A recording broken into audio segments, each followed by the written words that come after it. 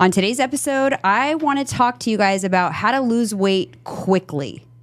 I know we usually don't talk about like losing weight fast, but I do have some tips on how to get some quick pounds off. So we're going to get into it. Grab your coffee and let's get into it.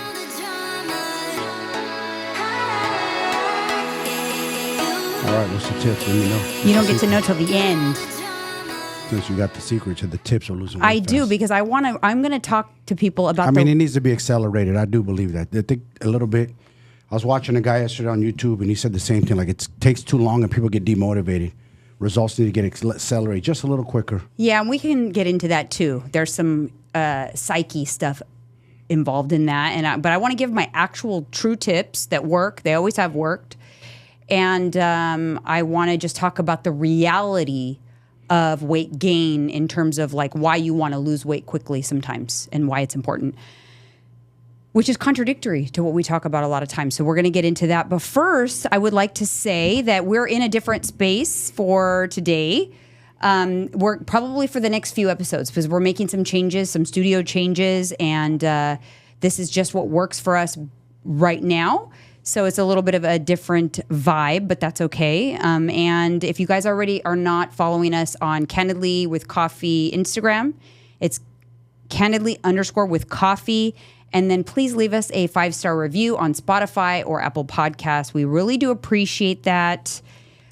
I am back from San Diego, obviously. I had a great trip with Alyssa. It was really cool. Did I tell you how... It's ironic because obviously Alyssa's 23 years old. She moved to San Diego, which is about 9 hours south of where we are, or 8 hours, right? 8 hours about south? 8.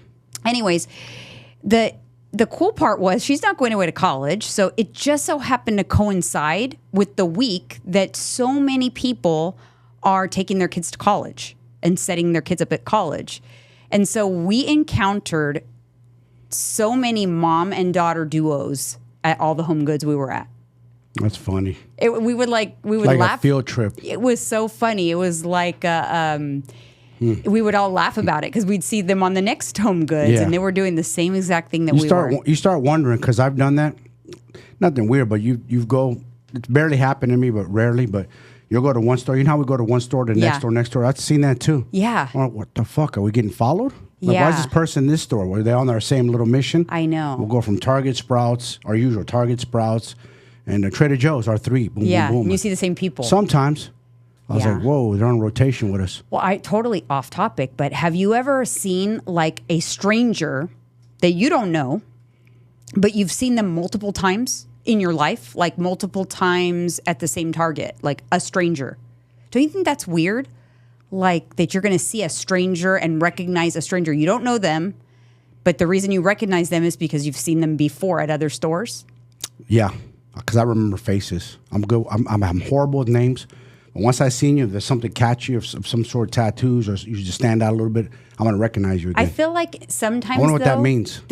I feel like sometimes though it means that you're like traveling on the same frequency. Like for example, I'll give you an example. See if you remember this. Do you remember when we met somebody in Cabo? We met this. I think it was like this Latin guy in Cabo, and we got to know him, talked to him, whatever in Cabo. Yeah. Then like 3 weeks later, you and I traveled to LA, and we were at a pool party in LA at the rooftop. Yes. We bump into the guy that we met at Cabo. That's right. I forgot about that. We're not even from LA or Cabo. Yes. He isn't either, but yet we bump into him over the course of 3 weeks twice. It's like weird, right? And we talked about it. We're like, hey, wait a minute. Did we just meet you at Cabo 3 weeks ago? Yeah. That is weird. The world is weird sometimes. I know. The synchronicities. It is. But I have to say, so at Alyssa's place, I worked my magic. I don't know if I've ever given myself credit for like really calling myself good at organizing, but I think I am. I think I'm really good at organizing. You probably were an organizer in your past life. Probably had that as a business. You know, there's people that they hire specifically to do that because people don't know. It's kind of like, might be a little off topic, might be the same, but it's like somebody hired me and they bought a muscle car. I'm like, all right, Mike, what do I do with this canvas? I know what to do. Right. I know exactly what to do, how to build it, and you kind of have an idea what to do. Kind of like your studio. You just saw it one time somewhere, got a vision, you kind of knew what to do. Yeah. I didn't know. I didn't see your vision. I didn't share that same vision with you. Same thing. I don't share the same vision with apartments or houses like some people do. They're good. And what I've realized about myself is I'm visual. So I can see the space. Then I can go and get inspo. And then I can put it all together. But I do need to kind of have a little bit of inspo, but in terms of design. But in terms of organizing, I feel like I have like a knack to maximize space. And like I could look at a space and go, no, we could do this, this, this. And I really enjoy it. And I can do it very quickly. You're even good at picking out space in a car, how much can fit in a car, how far you can push it. Yeah, I had to do that on this trip. We did that with a mattress of her years ago in your Porsche, bought at Costco. And I remember, I don't know if it's going to feel like, yes, it is. It fit, but barely. But I knew that it would. And then when Alyssa and I bought a chair at Home Goods, and she was like, I don't think that's going to fit. And I'm like, well, I think it'll fit. It's just it'll fit inside your car. It's just a matter of, can we get it into the car? And then when I opened her back seat, I'm like, nope, I didn't even try. I just knew it was off by a fraction. And I'm like, if the front door opens a little bit further than the back door, we got it. So I opened the front door. I'm like, yeah, we got it. The guy's like, I don't think so. And I'm like, no, it'll fit. I can tell. And he's like, put a wager. Okay. You were like, you want to put $100 wager on And I'm it? like, no, trust me, it's going to fit. And it fit inside. You just have to maneuver, but it fit right inside the front seat. We backed the front seat all the way up. It was just a matter of, did we have the opening big enough? And as soon as I saw the front door opened a little wider, I'm like, oh yeah, we got this. Interesting. But yeah, I enjoyed it. So I'll put a picture up on the screen of, we did a little decor, a little organizing. It was fun though. I enjoyed it. That's good. Got her all set up. Yeah, she's pretty much all set up. Now you can breathe a little bit. It's a mom. Like, all right, I got my kiddo set up. Like she's good now. Yeah, it felt good. Like, and I was very mindful. I have to say, like, as you get older, now your kids are older, and I'm weird about my stuff, right? I'm a little controlling, a little anal about certain things. Yeah. But I'm careful and mindful of the fact that this is not my house. This is not my apartment. What they like may not be what I like. Yeah. So I'm there to help, but I'm not there to just be a dictator. Tell them what they need to do. It's like, okay, this is what I suggest, or this is what you could do. What do you think? Do you guys like that? Yeah. Do you want to do this? Oh, okay, you want to do this instead? Okay, this is what you can do. Because I don't want to be that kind of parent, mother-in-law. I don't want to be the monster-in-law. Yeah. You know what I mean? Like, some can be. Oh God. It's funny is I but I wondered that before we first started dating. I go, all right, when I meet her parents, how are they going to be? This is gonna make it or break it. Because if they're terrible and they're nitpicky and they find out my past and I'm tattooed, I have a problem with that, I'm out. I'm not even going to deal with it. Yeah. Because I'm not going to sit there try to please anybody, explain myself, Yeah, so I don't want to be a monster-in-law. I don't want my in-laws to say like, oh God, your mom's coming into town. Like, fuck. Like, I don't want to be that. So I tried to be like very mindful, even when we were at Home Goods, and I told Alyssa to like, text hi, see if he likes this, make sure he likes this, he's on board with it, because it's nice. But if he doesn't like it, let's do something else. Yeah, I think they like hanging out with us in a weird way because we're older. You're her mom. I'm hella, I'm cool with her boyfriend. You know what I'm saying? Like we're not trying to be like bossy, like tell them what to do or how to live. Yeah, and I have to make sure I check myself. It's a constant course correct because I am who I am, right? But I'm like, nope, zip it. Like, this is not my business. Like, this is not my. They got to learn. I don't want to insert myself in their conversation. Yes. Do you know what I'm saying? Yep. Because I don't, I don't want to be that. I just don't. That's not what I want to be. I raised my kids. When they're adults now. It's like. That's it. You'll get a different version. They'll get a different version of me as an adult than. You know what I mean? Because you have to but a lot of parents don't do that. No, they don't. They don't let go of the mothering or the parenting. I'll mother when asked upon, but never volunteer my mothering. Yeah. Do you know what I mean? Yeah. That's important to me. They know how to make their own decisions. Yeah. All right, you guys, we have some announcements. So first and foremost, happy Friday. It is Friday, and it is Waitlist Friday. Finally opening up the waitlist registration for BBC 14. It had way over 100 people on the waitlist. So we'll see how many people don't end up registering, and then how many spots I have available come Monday. But registration's open for a couple of weeks unless it fills up. But if you were on the wait list, check your email, check your junk, because the registration opened and there is a day one promotion where you get a little extra perk by registering on day one of registration. So take a look for that. And then if you didn't get on the wait list, but you're still curious about the program, make sure you're on my mailing list of some sort, my macro-friendly newsletter recipes, and check for emails because I'll be sending out additional emails. Also follow on Instagram at Jay's Body Bootcamp. I'll be posting remaining spots in stories over the course of the next couple of weeks because the program doesn't start till September 16th. So there's some time. Nice. Better get on it. But I'm excited. It's going to be a big group. It's going to be a big group for sure. And I always say this. I keep saying this. We're going to come into the hardest season of the year, the two, fall and winter, because we already know. This weekend, your son just told me, I didn't even know her. Was it your son or somebody just told me it's Labor Day weekend this weekend? I'm totally off. I just realized we used to live for that. I'm like, wow. So right there, you already know people are going to be already ready out partying in their head, drinking, whatever they got in mind. So we got to check our clients. 2, holiday season's coming up. You got, of course, Halloween. I know it's a little ways away, but it comes quick. And then you got November, the deadly month. And then you got December, I'm just going to take time off and wait for the new year. You know what I'm saying? Like, people think they give themselves a pass for a month. I'm going to gain 20 pounds and re-lose it on New Year's Eve. No, you're not. Stop lying. Well, we're going to get into that, the reality of what that is really like later on in this episode.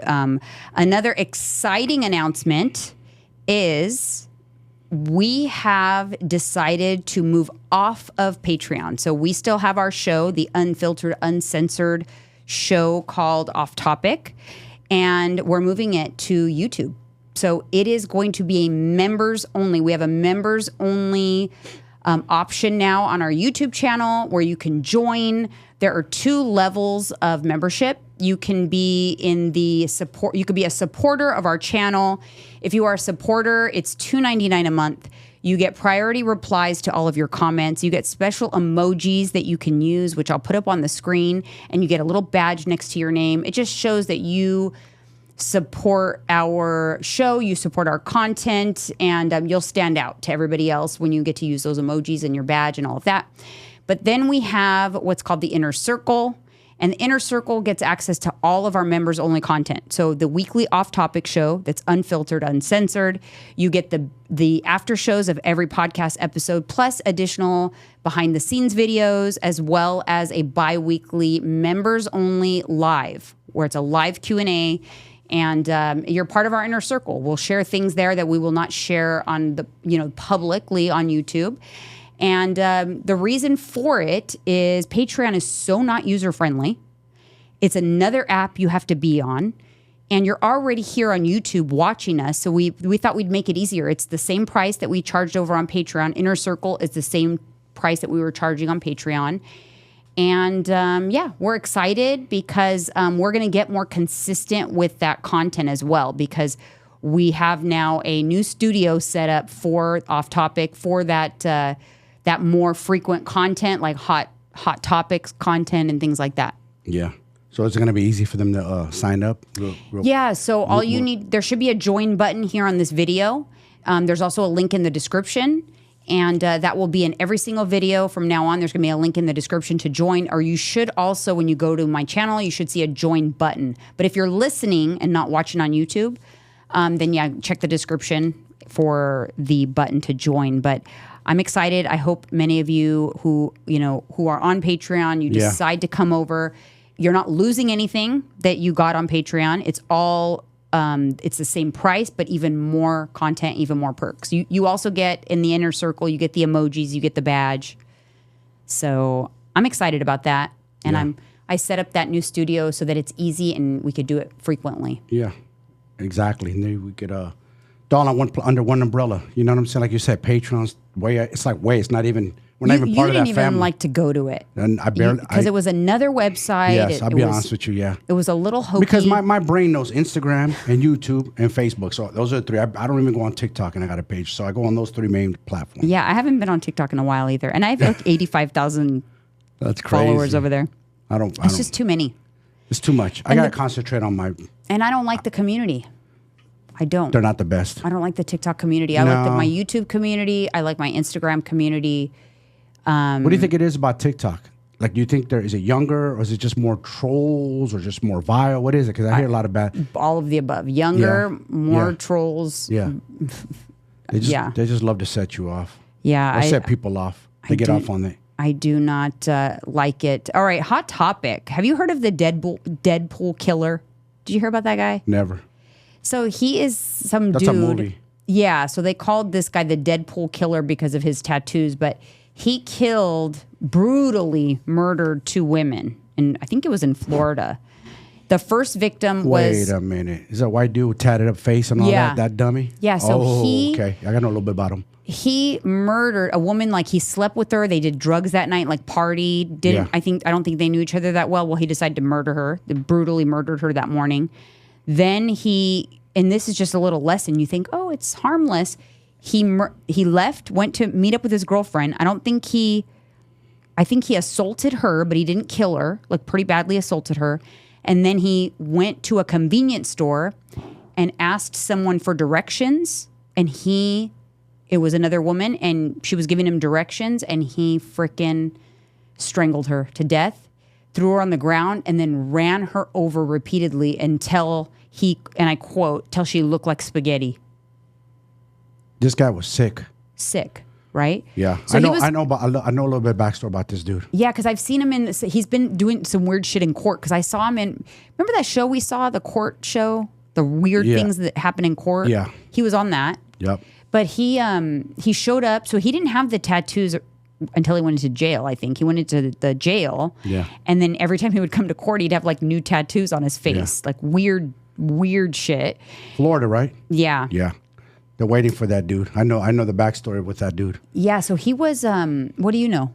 Well, he's claiming he's part of a certain white supremacy gang, and he's not. Yeah. They already lumped him up once, and they're waiting for him to get to jail, because they're going to go after my hair. There's somebody who's been in prison, is close with the inner workings of it. That goes, as soon as he hits the yard, he's done for. What he did to the women is not respectable in there. It's crazy how there's standards in prison. Yeah, exactly. There's a lot of standards. Pedos, no go. Children, no go. Police officers, no go. And probably assaulting and raping women, no go. So he's probably gonna give it to him. So he, I guess during his sentencing, he tried to cover up. His attorney probably did try to cover up some of the tattoos, because he has some swastikas and all of that. That's why they're mad at him for that. He got sentenced to death, though. Yeah, he smiled like nothing, or he was like.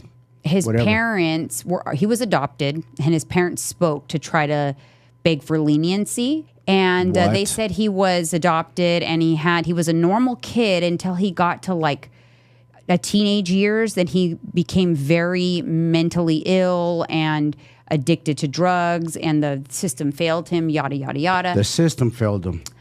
But what I think is, like, he obviously has a severe, this guy's severely, not okay to be in society. No. Those kind of people should be eliminated from humanity. They're just too violent for their own good. They're not good. What purpose is he going to serve? Yeah. Let's just say you give him 25 years, show him leniency. Right. He has an opportunity to parole in 18 or 20 but years. But even in prison, well, he's probably, if he's on death row, does he get to mingle with other inmates? No. At all? Okay.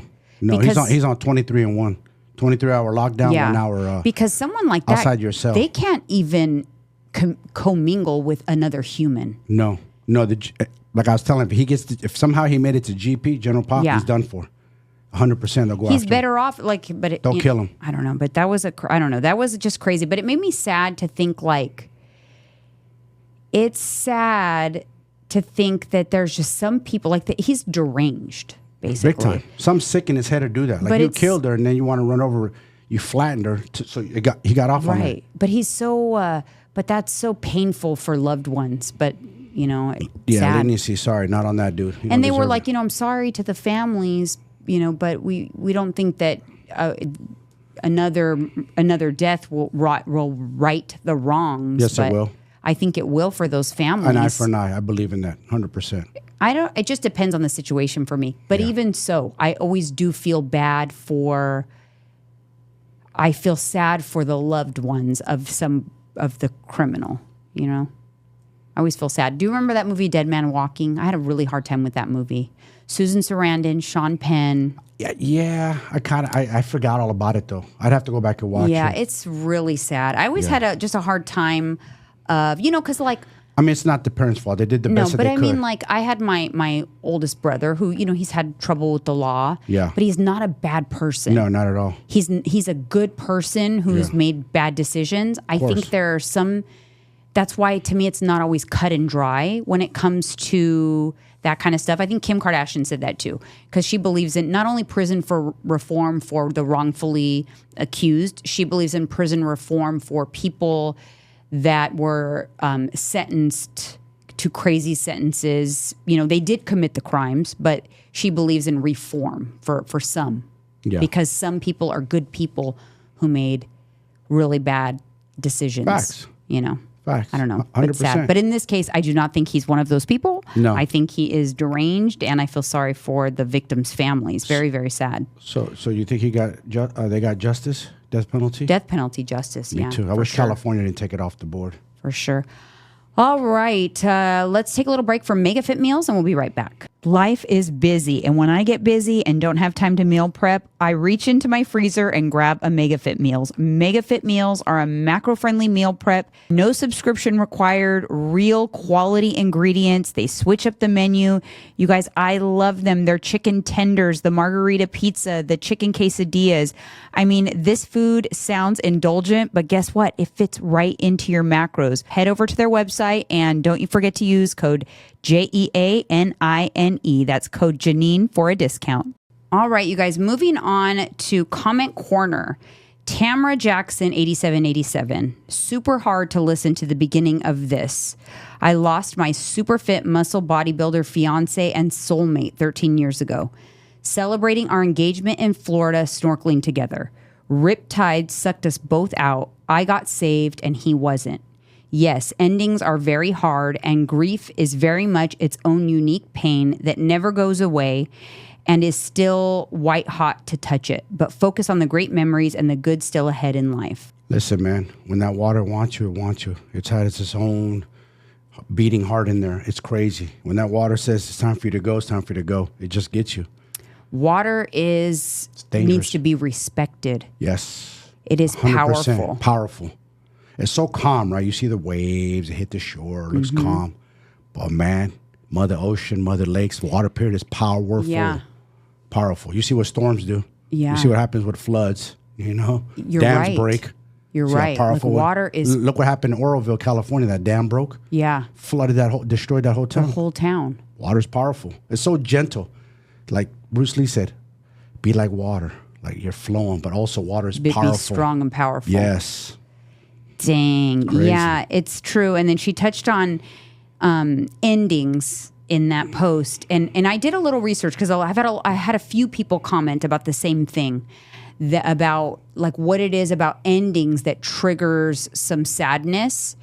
And there is something about psychologically about endings of things that trigger the same type of sadness that is triggered by grief. Because remember I said like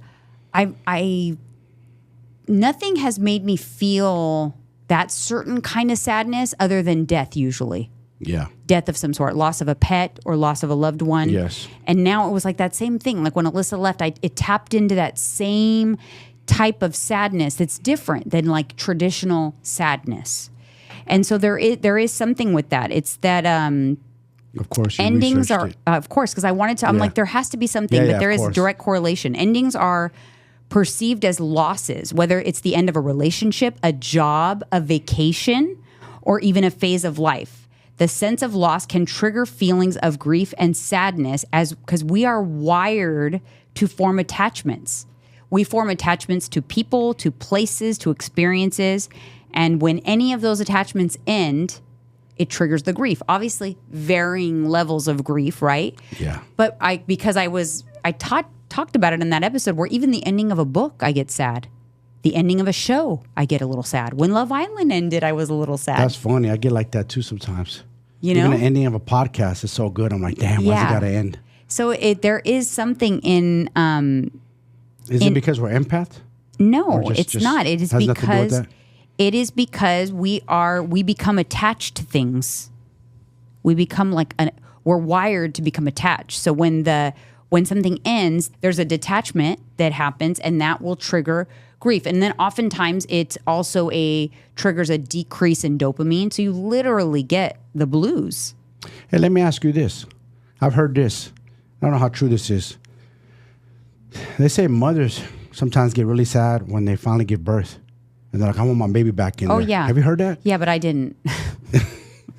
So that's true? There's truth to that? Of course. And the same thing. It's like the attachment to the pregnancy. I think that's why a lot of women will have so many kids. They're attached to that feeling, that pregnant feeling. Also, it happens when people retire.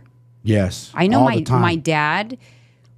For my dad and he's had a lot of mental battles in his life, but anytime there was a change in life, any type of change would trigger his massive depressive disorder. Might be correlation, causation, call it what you want, but a lot of people, especially older men who work up until like 65 and retire, sometimes die real fast. Yeah. I knew someone in the gym, actually, his cousin just retired like 64. He was in good health then.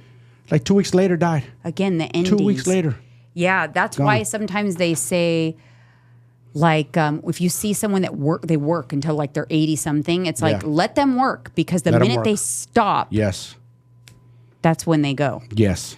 But another thing that triggers that grief is because it's the finality of endings. And I know that that's something that I struggle with. It's the finality of things that really gets me. So it's many endings are irreversible. And this the finality can trigger a sense of helplessness and despair, knowing that a chapter has closed and cannot be reopened. Oh, yeah. It's that final thing. Yeah. Another thing that I for sure have experienced is anticipatory grief. When you're anticipating something, you know something's coming. But a lot of times you try to prepare for grief. It's like you can't do that. No. You think you can. Yes. And you think you've got it. You think you got it under control. No, I got this. I know it's going to be horrible, traumatic, all these things. And so you think you're prepared, and then it happens, and you go, I was not prepared. Yeah. Like when you were going through. With my mom. And same thing when I knew my mother didn't have much time left. I knew it was coming. Deep down, I wanted to pretend it was, but I knew it was coming. And I thought I was ready for it till it happened. And I was like, oh, no. But when it actually happens, it's like the wind. Yes.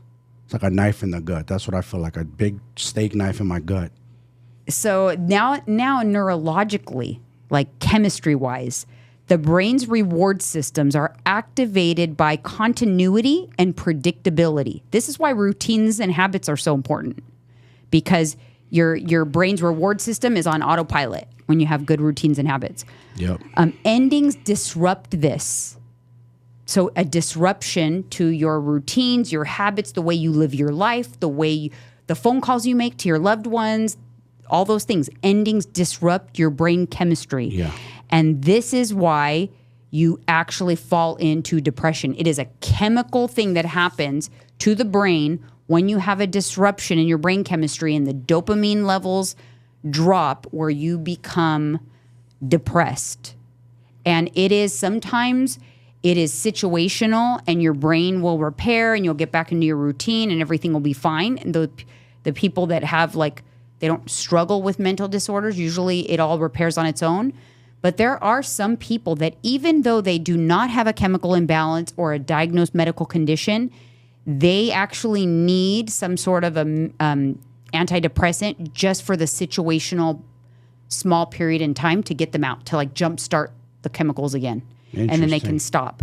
And then there's some people that a major life change, it will trigger like a mental breakdown of some sort, and they may need antidepressants indefinitely.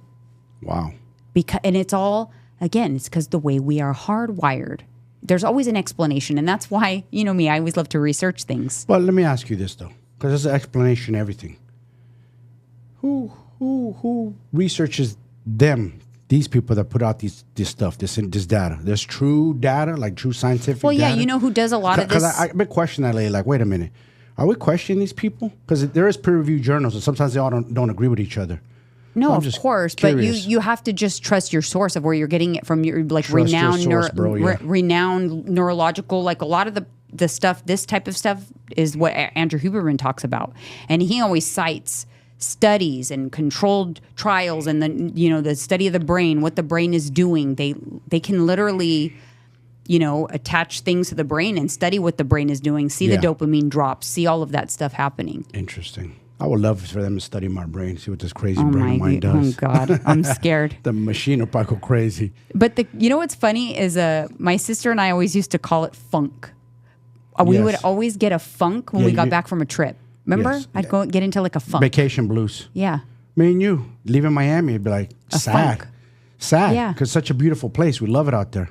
Yep. Another common thing for people is like graduations. So they get sad, with graduation, retirement. Obviously, I talked here about children leaving for college or like empty nest. Yeah, I never understood that about children. I understand it now. Now that, you're going through it, I get it. Crazy. Because it's a new chapter. It's a closing of an old chapter. Like, your daughter's no longer your little baby no more. She still is, but she's a woman now. Now she's on to a new chapter of her life. So it said like the way you can obviously, when it's not a grief, because that's tough. When it's a grief from a death, it's a little bit of a different process, I feel like. Of course. But it's similar in that you have to learn how to now navigate without that loved one or whatever, right? I think it becomes even more difficult to process grief when the person was part of someone's everyday routine. Notice that that's always harder for someone to lose someone that, because like say I lost my mom, and so sometimes I can pretend she's still here. Yeah. Because I just haven't talked to her in a while. Yeah. You can pretend almost, right? But the person that wakes up, like you and I, right? We go to bed, we wake up, we're part of each other's everyday life. Yeah. It's a lot more impactful. Yes. This is why I also think it's a lot more impactful to lose an animal a lot of times than to lose like a distant relative. I'm not trying to be insensitive, but I'm just saying because the animal, they're part of your everyday life. Yeah. You have to feed them. You let them out. You do all these things. And suddenly those routines and habits are completely disrupted. Yeah. And that's irregardless of even like the love and all of that you get from them. So obviously now you're not it's a dump in the oxytocin, right? It's a dump in the dopamine. That's true. So much is changing. And you got to understand something with animals too is, yes, you're not their natural birth mother. But to them, once they become attached, they know you as their mother. Even the two little ones, Charles and Phoebe, they think you're their mom. I don't know if their brain knows that you didn't birth them, but they act like you did. They depend on you 24/7. They want to be with you 24/7 right next to you. They are so attached. Yeah. Like beyond. Yes. And you're used to that. It goes vice versa. So when that gets disrupted, it's like, wow, yes, it's a little animal, but it's like a little child. Yeah. They become part, soul. again, of the way I operate, my everyday life, the way I live involves them. So if something happens to them, that's a period of there's going to be a lot of like grief and stuff involved in that, and a lot of having to, worry about coming out of that because it's so impactful. Yeah. All right, moving on to another comment. This one is from Anita B1111. Hey, Jeanine, do you have a preferred vendor for supplements? There are too many, and I have no idea which brand is reputable. Or are these available through Transcend? I'm on the wait list and cannot wait to be part of BBC 14. My first, thanks so much. Love you both. Praying my future hubby and I have a good relationship. You play off each other so well. Well, excited about having you in BBC 14. So that's exciting. Yes, I do work with One Up Nutrition. So all of the supplements we talk about are from One Up Nutrition. Yep. Unless it's like the peptides and the HRT, which are from Transcend company. So, but the supplements we referred to in the last episode, the One Up Nutrition appetite suppressant has the glucomannan fiber in it. So it's really good for suppressing your appetite. And then the other supplement we talked about, the yohimbine style supplement, the Make Her Lean from One Up Nutrition has that. So that has stimulants, and then the appetite suppressant is stim-free. So it depends on your sensitivities, but both of those are very effective from One Up Nutrition. Speaking of One Up Nutrition, we have a little break here from One Up Nutrition, and we'll be right back. It is no secret to you guys by now how much I love my 1UP Nutrition supplements. They are a part of my daily routine, from the daily cleanse and the gut health plus that help keep my digestion on point, to their protein powders that I incorporate into so many different recipes. The ISO protein is very easy to digest and only 110 calories per scoop. The whey protein is delicious. The flavors are so good and always have little extra crunchy cookie pieces in them that just take the flavor to the next level. Their powders, like the Pure Rebuild and the pre-workout, are a staple in my daily workout routine. Their flavors are amazing. I'm alcohol free these days, but I swear when I drink some of these flavors from 1UP, I actually feel like I'm having a delicious mocktail. Their products are third-party tested, so you know what you're getting. They're made in the USA. If you use code Jeanine at checkout for a discount. That's JEANINE. All right. So the next comment, Ashley Beach 632. I am triggered by endings as well. Thanks for another interesting podcast. So hopefully you got a little bit of knowledge from that, Ashley, because I'm with you on that one. I am fully triggered by endings, and now I know a little bit more as to why that happens. So that is good. All right, you guys, let's talk about the reality of weight gain and why I'm talking about rapid weight loss today. So the reason why, and a very popular weight loss doctor explained this so well. I wish I could remember what post I saw it in, but he talked about how the reason why people gain weight and regain weight is because it happens very slowly. They go a little bit over and they loosen up the reins like on the weekends. And so every weekend they go a little bit over, but they don't feel bad. Their jeans still button, but they don't feel bad. They feel like, oh, I escaped it. I feel good. I still feel, look in the mirror. I still feel lean. So they won't do anything about it. And then they go back to their regular routine, right? So they get back on track. But they don't do anything to take off the little tiny amount of weight that they gained. So over time, that little weight increases.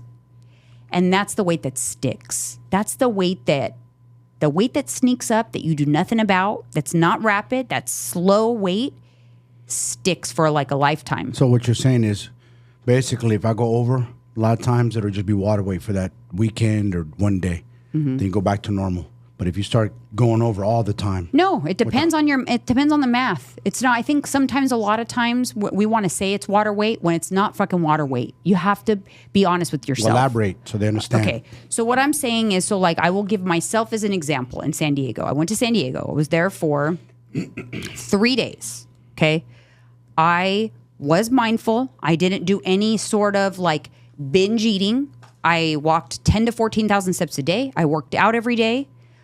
But I did eat, on average, each day, one meal more than I normally would. So normally, I usually have 2 meals a day and a snack or two. I had 3 meals a day and a snack or two.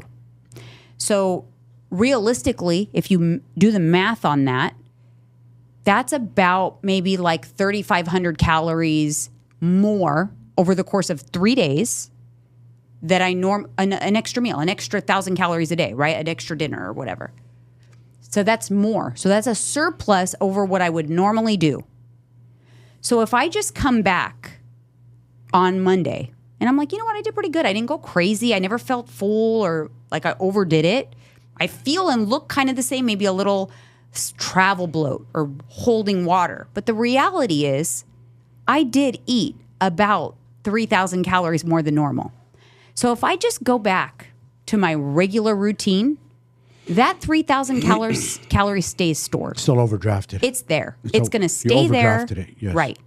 And if I'm in maintenance, it stays there until someday when I go on a cut again. But guess what? I'm not going to go on a cut again until I deposit more and more. I'm like, oh my God, where did this weight come from? You have to, if you don't want the weight to creep up, you have to immediately take it off. And then it doesn't stick too. It's like you immediately take it off, but you have to be held accountable to what you actually did. And what the problem is, people assume that I didn't really do that bad. I hear that all the time. Someone will come back, I was pretty mindful. I worked out. I made some good choices, but you still ate more than normal. And you have to account for that. I'm not the maker of the rules, but you have to account for it somewhere. True. So for me, I'm kind of like in maintenance, right? I had just recently bumped up my calories every day. I'm in like a maintenance. So the problem is when you're in maintenance, you toe the line. And if I went over on my calories and I just go right back to what I was at, well, I'm back from trip, back to my normal intake, those 3,000 calories stay. They're stored somewhere, wherever my body decided to store them. And then Saturday, if I have a couple extra treats to the tune of maybe 700 calories or so, but still didn't go crazy, nothing big. Maybe I had a donut in the morning or something, but I had kept it cool. Now I have 3,700 calories stored. And then next month, I have I go out of town, I have another, 1,500 calories stored because I had a couple treats on that trip. Now I've got 5,000 calories stored. It accumulates. That's what I've been trying to explain to my clients too. You have to understand and be accountable to those moments when you go over. Oh man, I'm worried that I ruined all my progress. No, you didn't ruin all your progress, but you did negate some of it because it's not the calories have to go somewhere. And if you ate too much, if you had a moment in the pantry and you ate 2,000 calories over, no, you didn't gain the 10 pounds that you've lost over the last few months back. Not at all. But you did dip into the deficit you're trying to create. So it's going to impact your progress on the scale. Don't be surprised when you're not going to see the progress on Friday when you weigh in. You have to kind of start being accountable to those things. Yeah. Do you know what I mean? And the weight loss doctor said the problem is people do it on a tiny scale, a small scale, a little bit, week over week. And it starts to become more noticeable, right? Because the 1,000, 2,000, 3,000, but it's gradual. So you don't even feel it. It's true. Your pants still fit. Your shirt still fit. Everything still fits. So then what happens is everything fits until then there's usually an event that really kind of sets you over the edge. So maybe you're creeping up, and then you have the holidays come and it's going to kind of set you over the edge. You finally step on the scale and you go, holy shit, 15 pounds. Just like that. 15 pounds. That's 15 times 3,500. That's how many deposits you've done. That's how many thousands of calories you've deposited over now the course of your summer vacations through the holidays. But if you remain aware and accountable to yourself and nip it in the bud immediately, you're not going to get that accumulation. You're going to find yourself having to go into a deficit less, or you're going to find yourself not having to undo progress as often, right? So I just decided to really think about okay, how much did I actually probably consume? The way I feel is even if you are mindful and not going crazy, somewhere around to the tune of 750 to 1,000 calories per day that you're away from home is probably what you're consuming extra. So think about that. So give yourself, say 1,000. Let's give yourself a little cushion. Say it's 1,000, then you know that if you're away for 3 days, you've got 3,000 calories to pay back. And in order to do that, you have to go into a deficit in which to do it, to get back to where you were before that trip.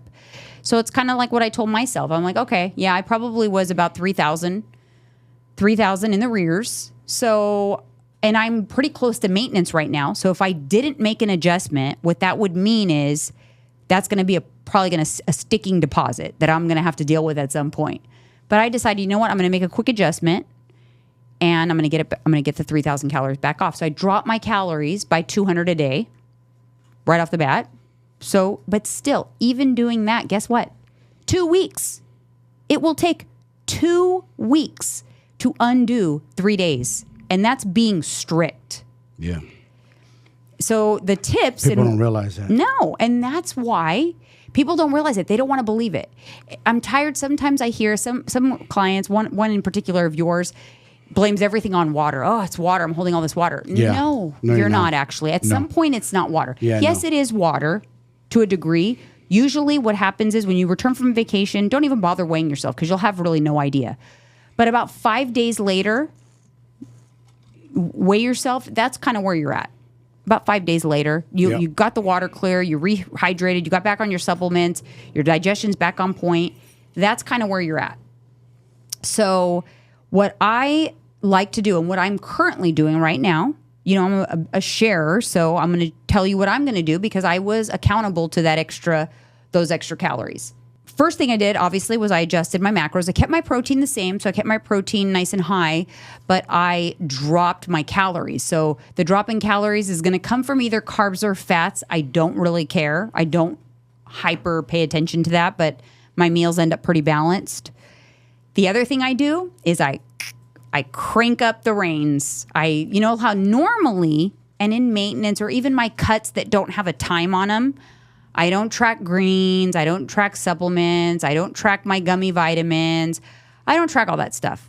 But if I just am quickly trying to take off 3,000 calories, I want to get it done without beyond the shadow of a doubt so I can go back to my regular macros. I'm tightening up all the reins. So I track everything, my supplements, I'm weighing out my greens, I'm weighing out everything because I just want to get it done. The other thing is like nothing is untracked. So no snacking, not even a strawberry. I haven't even grabbed, now I'm 4 days in, I haven't grabbed a random strawberry, not taken a taste out of someone's food, not a chip that hasn't. I'm just like, no, just a hard no because the math is the math and I've got to hit the numbers. Yep. And then I prepare for it because let me tell you, you cannot drop your calories 200. That doesn't sound like a lot, right? And for me, it's actually even more if you think about it because it's 200 plus the things I used to not track, probably closer to 300. You cannot do that without some massive impact on your appetite. Like, would you be affected, do you think, if you drop your calories right now by a couple hundred? Probably, yeah, for sure. I told the line as well. I'm right there. There's some days, like yesterday, I was like 200 some change that I left on the table. I wasn't too bad. Just depends where I space out my eating. Exactly. If I eat later in the day, then it's easier. Exactly. If I start early like a dummy, like sometimes on Saturdays, I'll start a little too early, get too excited. I'll burn up a lot of my calories. Exactly. That's actually one of my tips. So one of my tips is to start your eating day later. The later you can push it out, the better. Because let me tell you this. Once you eat your first meal, you trigger. The enzymes get in there, start digestion. You're triggering the ghrelin. You're triggering all of the hormones. It's usually when you eat, it's the blood sugar, right? Even if you're eating a nice, well-balanced meal for that first meal, you're still going to have a blood sugar response and insulin response. It's just going to get the juices going. Yep.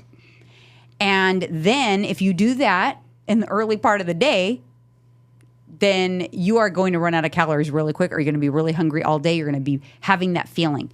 If you cut your calories and you have that miserable, hungry feeling, guess what's going to happen? You're not going to be able to stick to it. You're going to end up eating even more with the snacking and the picking. So you have to get in front of that by following the things that you should be doing all the time anyway, but we all get very loose about it. Push out your eating window. No snacking unless it's the end of the day. I will have my end of the day treat, but no snacking. Have 2 or 3 big, well-balanced meals that are satisfying. What do I mean by well-balanced? Carbs, fats, protein, fiber. They have to have all of those things. Those are the prerequisites. You guys, if you take the time to do that, you're going to realize, you know what, why is this so easy? It's not that hard. I don't even notice the lower calories. It's because I'm doing what I know I need to do, what I should be doing all the time, but I get a little loose. Getting in the fiber and making sure my meals are balanced and larger instead of saving too many calories on the table for all the little snacky things. Yeah, that's true. Also, according to NASM, is don't have snacks in the house that are too tempting that you know you're going to go put your hand in the cookie jar without tracking. You've got to be honest with yourself, you know? Easy access. This comes from NASM, and I agree with that. No, it's true. Don't have something that you're addicted to that you know trigger you. Like me, Doritos. I'm not putting that in the house. No, that'd be dumb. Even though I love chips, I can control the ones we're having them. But Doritos, I eat 1 or 2, I might go crazy. It'll be sabotage. And you know what'll happen a lot of times? And you got to understand, when you're in a deficit, a strict deficit, you're going to be a lot more sensitive to temptation. Even if you can resist the temptation, you're going to be disgruntled about it. You're going to be angry about it. It's going to start to bring up negative feelings towards the process and negative feelings towards food. And although, listen, I'm all about a calorie deficit, get the weight off so it doesn't stick, blah, blah, blah, not at the expense of your relationship with food, because that is very important for lifelong healthy habits, okay? So you get in front of it by eliminating the snacking, large, well-balanced meals, 30 grams of fiber, 25 to 35 grams of fiber in the day, nicely spread out if you can, and some additional tools like appetite suppressants. We talked about some in the last episode. So the appetite suppressant from One Up Nutrition is good. I take the tezofensine, which is the peptide from Transcend, which is good, which, by the way, we'll take a little break right now for a little message from Transcend, and we'll be right back. When's the last time you switched your budget around? If you're spending cash on eating out and buying clothes, but you don't want to spend a bit on your health, what are you even doing? Every day, from the moment you wake up until you go to bed, you have a series of choices that will make or break you. The things you eat, your physical activity or lack thereof, your sleep, it all adds up. Personally, I care about what I put in my body, and I found that it's hard to put a price on feeling like you're ready to take on the world every day.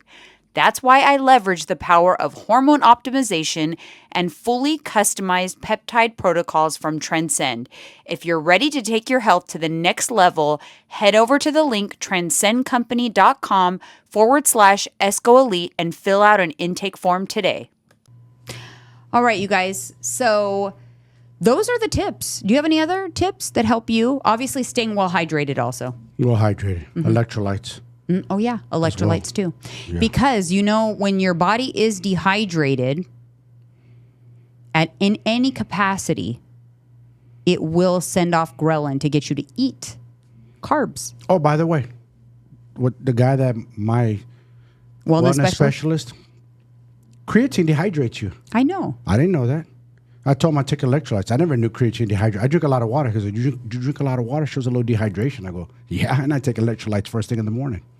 Yeah, creatine. I always tell my clients that if you're not gonna drink enough water, then do not take the creatine, because what happens is the water that you have available pulls it into your muscles. Yep. And so you need extra. So if suddenly now your muscles are going to utilize more water than normal, then you have to drink more water than normal. Yeah. Right? I should have known that. I don't know why I didn't. It went over, I just didn't know that. I know. So yeah, something new I learned today. I think that sometimes we have to just be a little more accountable to ourselves, to what we do. We need to be harder on ourselves. We're too soft. That's the problem. It's a lot of too much padding going on in the back. It's too much this or that or Timmy. No, it needs to be harder. It needs to be not impossible, but harder, because when you give people a little leeway, they take fucking the whole road. Yeah, or I feel like you can't always be like super roses and sunshine, because it's like, you did undo some progress. Yeah. I'm sorry. Time to crack the whip. But it's okay in the grand scheme of things. You're not on like when someone's asking me like, oh, I feel bad. Like, did I undo some progress? I mean, like, what else can I say? But yes, of course. Yeah. If you eat out of your calories to the tune of 1,000 calories, you've ate into your progress by 1,000 calories. The math is the math. You're going to put that message in our group to all our clients, because we need to let them know sometimes. I let my clients know. Yeah, I'm going to let my guys know. I'm about to crack the whip on them. Yeah, and so enough's enough with the bullshit sometimes. And like, how bad do you guys want this? You know what I'm saying? I ask you, how bad do you want this? You want it or not? If you're going to pussyfoot it and half-stepping, like I call it, then you don't want it. And so if you're guessing, or you're being... I'm not saying that I think everyone needs to be this strict all the time. I'm just making a quick change, tightening it up, because I want to quickly undo that. And then I go back into what I normally do. But awareness and accountability is key. And I just feel like a lot of people do not want to be accountable to their actions. And they feel like they deserve progress that they haven't worked for. Yeah. You know what I'm saying? Yeah. When I'm not happy with, I felt a little fluff. Listen, I'm a pretty small person. I'm pretty small. So a pound on me, I feel it. right away, because it all goes right here. I get a little right here in my belly. I felt a little like, ugh, but I didn't go, oh man, like must be water, blah, blah, blah. I'm like, nope, it was the half a croissant, the chips and guac. It was the cookie from the batch box place we went to. It was the acai bowl with a lot of nut butter on it. That's what's right here. So I enjoyed it. It was worth it. I would do it again. But now I have to take care of it. You can't just, YOLO and balance and all that. Balance goes both ways. Sometimes you give in and then sometimes you pull back. That's what balance is, this, right? Give and take. You can't be give, because that's not balance. That means you're just saying yes to everything all the time. Yeah. So balance in San Diego, pull back in San Jose. And you got to face the goddamn music. Yeah, you do. Straight up. Because otherwise, guess what? Next time I go to San Diego, if I didn't do anything with this 3,000, I'll go there again and I'll deposit another 3. Now I got 6,000, and then it just accumulates. And then I've got 12 pounds to lose again. Like I found myself when I finally stepped on the scale after the menopause situation with myself. And I don't want to put myself back there again. So I hold myself accountable. I do allow balance. I do believe in memories over macros sometimes. But you have to be willing to then go back to being a little more strict. And that's it. That's it. All right, you guys, thank you so much. We'll see you on the next one.